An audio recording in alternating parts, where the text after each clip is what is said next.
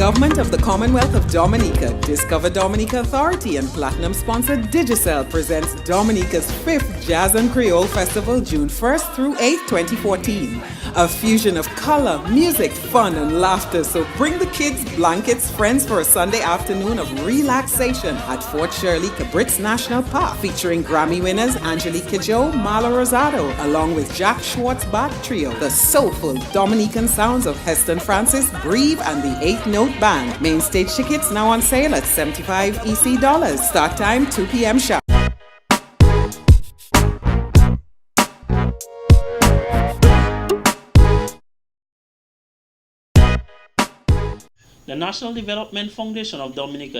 La Fondation pour le développement national de la Dominique a introduit 2 nouvelles formules de prêts qui peuvent être contractés par des professionnels. Son directeur exécutif, Cletus Joseph, a présenté les 10 dispositifs destinés, y compris, précise-t-il, aux ingénieurs, médecins et avocats. Nous fournissons cette offre spéciale à un taux d'intérêt de 9% par an sur le solde impayé. Elle s'adresse à la fois aux entreprises qui démarrent et aux entreprises existantes. Par conséquent, tout le monde est concerné. Cletus Joseph précise néanmoins que les personnes concernées doivent avoir une formation spécialisée et pouvoir apporter une contribution significative au développement d'entreprises, être opérant à un niveau professionnel ainsi que fournir la meilleure qualité de services et de produits pour le grand public. Selon Cletus Joseph, une fois que vous êtes dans le système et en règle, vous êtes admissible à faire usage de ce prêt à durée indéterminée. Le ministère de la Santé a conclu 2 jours de dialogue avec les consultants de la Banque mondiale. Ils ont travaillé sur la possibilité d'introduire un registre de surveillance des dépenses pour le secteur de la santé en Dominique. Le Chief Medical Officer, David Johnson, a précisé que la tenue de registre est essentielle pour mesurer et rendre compte des progrès alors que la surveillance continue sera nécessaire pour mesurer les résultats. Selon lui, ce registre est essentiel pour la Dominique car il permettra d'améliorer la couverture et la qualité des soins de santé, en particulier dans les zones problématiques, y compris pour les maladies non transmissibles, le diabète et l'hypertension. Ce financement axé sur le résultat est défini comme un paiement en nature ou en transfert non monétaire après que les résultats prédéfinis ont été atteints et vérifiés, le paiement étant subordonné à des actions mesurables. Fournir des propositions plus importantes pour aider à réduire le déficit budgétaire de l'île, c'est l'appel du Premier ministre par intérim Philippe J. Pierre avant la réunion avec les syndicats du secteur public. Le gouvernement a mis en avant 3 scénarios de coupe de salaire possibles, y compris une réduction des salaires de 5% dans le secteur public pour réduire le déficit budgétaire, mais ces propositions font l'objet de fortes objections de certains secteurs. Le vice-premier ministre a rejeté les suggestions qui consistaient en ce que le gouvernement renvoie chez eux des ouvriers embauchés dans le cadre des initiatives d'emploi gérées par l'État, comme NICE ou STAPE. Rappelons que le Premier ministre Kenny Anthony, lors de sa présentation du budget, a indiqué que les niveaux de salaire actuels sont trop élevés et représentent un fardeau trop lourd à porter, que par conséquent, la seule solution est une réduction de ces salaires. Il a invité les syndicats à indiquer les moyens de réduire les dépenses et a ajouté que l'approche privilégiée reste le consensus. Selon Lauren Jean-Pierre, depuis que ses parents ont construit le supermarché Jean-Pierre il y a plus de 2 décennies, et ce jusqu'à ce matin du 2 juin, il n'y avait jamais eu de problème de sécurité.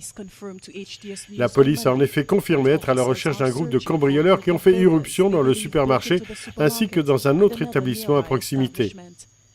Les individus ont brisé les portes, des caisses enregistreuses et le système de surveillance vidéo pendant qu'ils continuaient leur saccage. Lauren Jean-Pierre a souligné que ses parents fournissent un service essentiel à la communauté et emploient un certain nombre de résidents, des employés dont ils se sentent le devoir d'assurer la sécurité.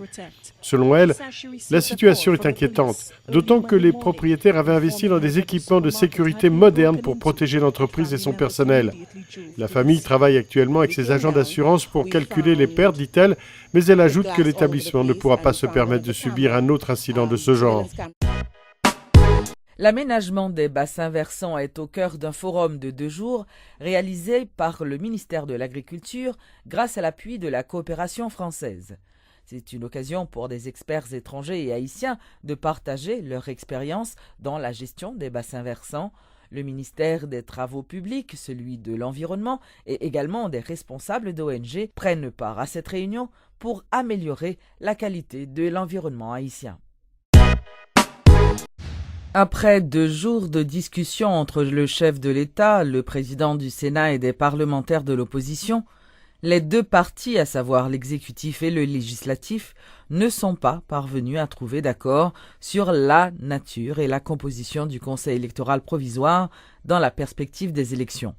Plusieurs propositions ont été rejetées par les deux partis et suite à cette rencontre et dans des déclarations faites à la presse, le président Martelly, qui dit rester fidèle à l'accord d'El Rancho, a fait savoir qu'il appliquerait l'article 12 de cet accord. Dans le cas de systèmes météorologiques sévères, toutes les alertes seront données par le Centre national d'alarme, le CNAL, basé au Department of Emergency Management, le DEM. Cela a été affirmé aujourd'hui par la directrice du DEM, Julie Thomas, lors d'une conférence de presse pour marquer le début de la saison des cyclones en Atlantique. Madame Thomas a déclaré que son cabinet avait mis en place une procédure spécifique pour garantir la fermeture systématique du pays en cas de mauvais temps. La CNAL émettra l'avis de fermeture et sa réactivation. La directrice a expliqué que cela avait été fait pour répondre à des préoccupations de clarté des décisions, à savoir quand exactement le travail doit reprendre après le passage du système cyclonique. Madame Julie Thomas a ajouté que si la fonction du CNAL est d'activer le système d'alerte, c'est aussi aux particuliers, aux propriétaires, aux communautés et aux personnes morales qu'il incombe de créer leur propre procédure. Si vous n'avez pas de procédure, alors vous allez être bousculé au moment d'effectuer les choses que vous devriez avoir fait avant. La responsabilité partagée est quelque chose que je veux souligner de nouveau. Le ministère de la Sécurité nationale a mis en place un nouveau projet de caméras de vidéosurveillance. 30 caméras ont été installées dans 10 endroits en ville. Pour cette première phase, dans la phase 2, 78 caméras supplémentaires seront installées. Le projet de vidéosurveillance de plusieurs millions de dollars relève de la haute technologie. 24 heures sur 24 de surveillance qui permettront des réponses rapides de la police ou autres forces de sécurité. I want to quote from their predictions for this year's hurricane season. Le Premier ministre Ralph Gonsalves a déclaré que bien que les prévisions de la saison cyclonique soient plutôt rassurantes, il ne fallait pas baisser la garde et que même si le courant El Niño devait fortement atténuer les phénomènes météo de cette saison 2014, la population doit néanmoins anticiper et se tenir prête à faire face aux risques dans la mesure où même s'il ne devait y avoir qu'un seul cyclone dans la saison, il suffirait à apporter son lot de catastrophes dans le pays. Le ministre du Tourisme, Bobby Wilcombe, a déclaré que l'activité touristique en 2013 a connu une légère hausse, mise en évidence par le meilleur mois d'avril que le pays ait jamais connu depuis 6 ans.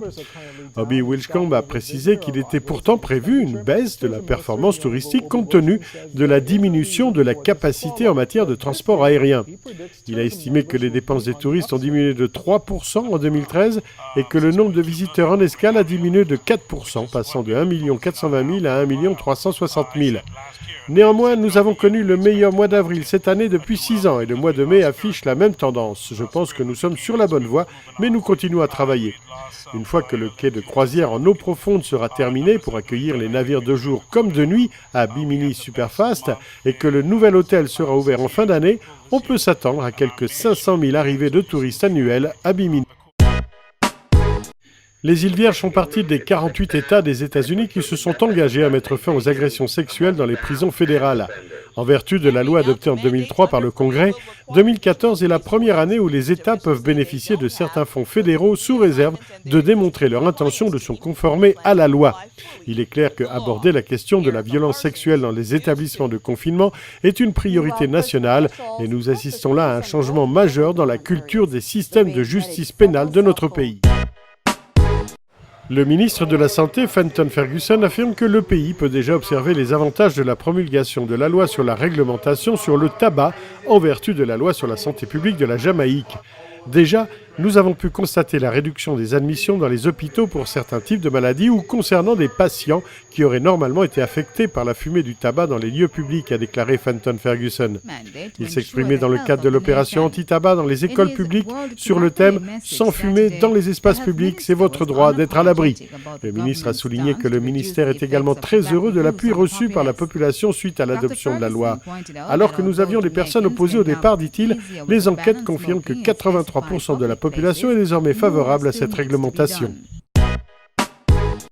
La récupération de pneus usagés à travers la Jamaïque pourrait devenir une initiative rémunératrice et respectueuse de l'environnement. En effet, la société KDP a annoncé qu'elle allait recycler les pneus pour créer des produits divers dont certains seront utilisés pour réparer la surface des routes du pays, tandis que d'autres seront exportés. SKDP a lancé son initiative de produits de caoutchouc de la Jamaïque à l'Université des West Indies sur le campus de Mona sur le thème « Recyclons pour un avenir économique durable ». Le ministre du Commerce a expliqué que ce sont les découvertes de la recherche qui ont incité à l'effort de recyclage. Un service de ramassage a d'ailleurs déjà commencé auprès de commerçants locaux qui s'engagent à fournir de vieux pneus. Plus de 12 000 ont ainsi été rassemblés jusqu'à aujourd'hui. Satnarayan Maharaj, le secrétaire général de la Sanatan Dharma Mahasabha, la principale organisation hindoue du pays, a lancé un appel à l'occasion de la célébration de la journée de l'arrivée des Indiens à Débé. Maharaj, âgé de 83 ans, a souhaité que le mouvement national populaire, le PNM, soit en mesure d'exercer un mandat de 5 ans supplémentaires. Parmi les dignitaires invités figurait la Premier ministre Kamla Persad-Bissessar, qui a honoré Maharaj en lui présentant d'ailleurs les chèques d'une valeur de 750 000 $. Persad-Bissessar a salué Maharaj comme un grand fils de notre sol, un combattant sans peur et un guerrier. Je tiens à le remercier pour le travail qu'il a fait dans toutes nos communautés et à encourager les autres à ne pas se taire. Maharaj est connu pour son franc-parler parfois controversé quant à la défense des droits de la communauté indienne depuis de nombreuses décennies. San, dit-elle, nous montrez que vous devez parler quand vous le pouvez et où vous pouvez. C'est un pays libre. Vous ne devez pas rester docile et peureux. Vous êtes un citoyen de cette terre comme tout autre citoyen. Vous avez les mêmes droits et la même liberté d'expression, a-t-elle insisté. Le Premier ministre a rendu hommage aux ancêtres indiens qui cherchaient une vie meilleure pour leur famille dans leur voyage de l'Inde vers Trinidad et d'autres pays. Le syndicat des travailleurs des télécommunications a déplacé ses manifestations de rue devant la maison de Harigobin Jinku, vice-président exécutif des services de télécommunications de Trinidad et Tobago, la TSTT. En réponse, TSTT a dénoncé les actions du syndicat qu'il considère comme des manœuvres d'intimidation. Les membres du CWU, munis de drapeaux et de pancartes, ont pris position face à la porte d'entrée de la maison de Jinku, scandant des slogans et lui demandant de sortir pour les rencontrer. Joseph Rémy, président du syndicat, a accusé Jinku de ne pas répondre aux demandes urgentes des travailleurs, y compris pour la fourniture de vêtements de protection. Il lui donne 7 jours pour répondre aux besoins des employés.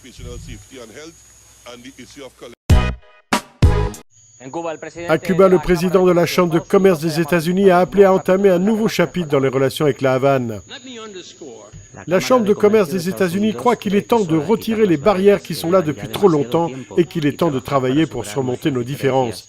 Pendant des années, la Chambre de commerce a appelé le gouvernement à lever l'embargo envers Cuba. C'est le moment d'une mise au point. Il est temps de commencer un nouveau chapitre des relations entre les États-Unis et Cuba. Et le moment pour commencer, et c'est maintenant. C'est ainsi que s'est exprimé le président de la Chambre de commerce des États-Unis à l'Université de la Havane au cours de sa visite de 3 jours dans l'île.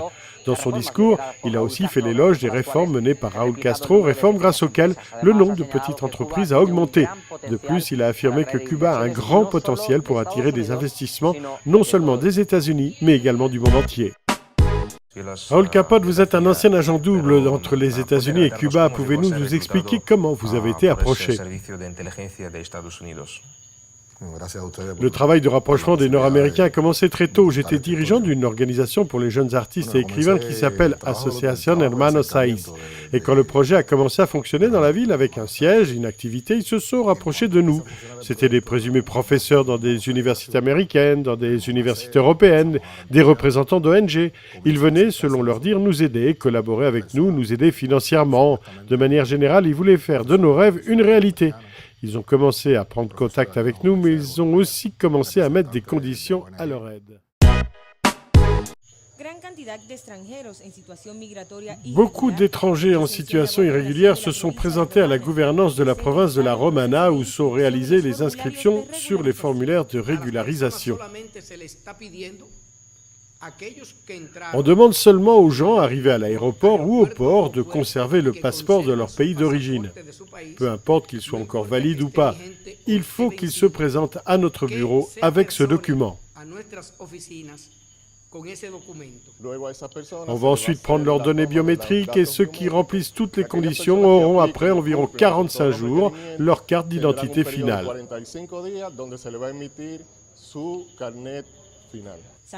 Ce haut fonctionnaire nous a précisé la suite du processus.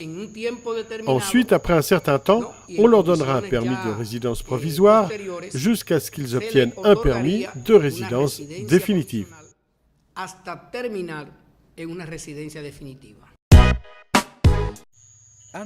De nombreux cas de chikungunya se sont déclarés à la Charcas. Des fondations et des organisations de la société civile sont venues porter secours à la population.